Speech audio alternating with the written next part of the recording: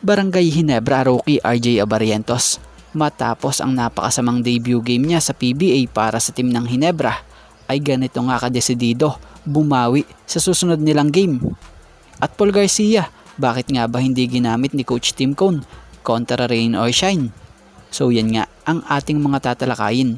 Pero syempre bago ang lahat, shoutout muna sa mga laging nanonood dito sa ating channel tulad nila Ramat Lieza, Lemna Gisarn TV, Katsakino, Paul Ryan Collis, and Eduardo Placer.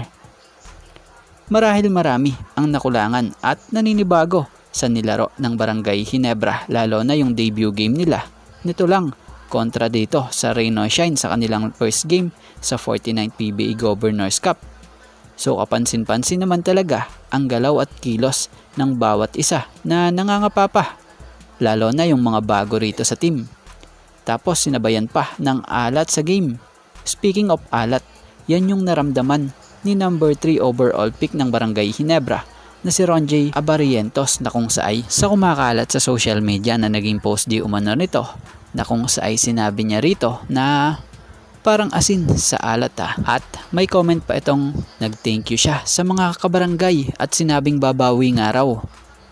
So asahan na talaga namang babawi itong si RJ Abarientos at talaga namang desidido ito. Lalo't napakapangit nga po ng kanyang naging debut game stats pa, kung saan naglista lamang ito ng 2 points na mayroong 1 of 15 shooting. So napakaalat talaga nito. Pero hindi naman yan dyan nagtatapos, at asahan sa mga susunod na laro nito ang magiging maayos ng laro nito kasama ang team ng Barangay Ginebra San Miguel. Dahil kung tutuusin maging head coach nga nung nakalaban nilang team na Ross ay naniniwala nga po sa kakayahan ng player na ito, na ayon nga sa isang naging pahayag nitong si Coach Cheng Yao, hindi dapat husgahan itong si RJ Abarientos sa pinakita nito sa first game. Naniniwala nga rin itong si Coach Cheng na makapag-a-adjust nga raw ito panigurado at may papakita nga raw nito kung gaano ito kagaling naman lalaro. At malipat naman tayo sa isang rookie pa rin ng Barangay Ginebra na si Paul Garcia. Marami ang nagtataka bakit nga raw ba hindi ginamit or pinaglaro ni Coach Tim Cone itong si Paul Garcia.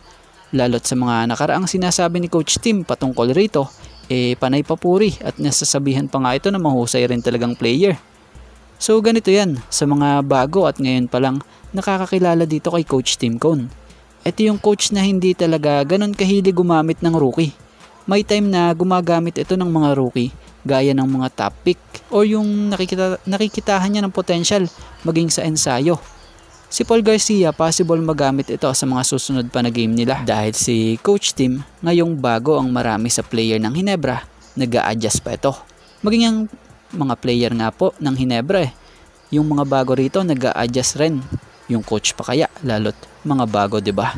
So for sure, tinitingnan pa nitong si Coach Tim kung saan niya maisasabay itong si Paul Garcia or tatandem, dahil si Coach Tim mahilig gumawa yan ng combination Kaya nga tinawag itong great tactician At bukod dyan, itong si Coach Tim gumagamit lamang to kadalasan sa game ng 8 to 9 players lamang.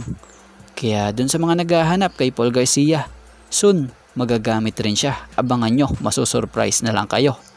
So yan nga, sa ngayon ito nga lang po muna ang ating sports pasada, and thank you for watching guys, and God bless everyone.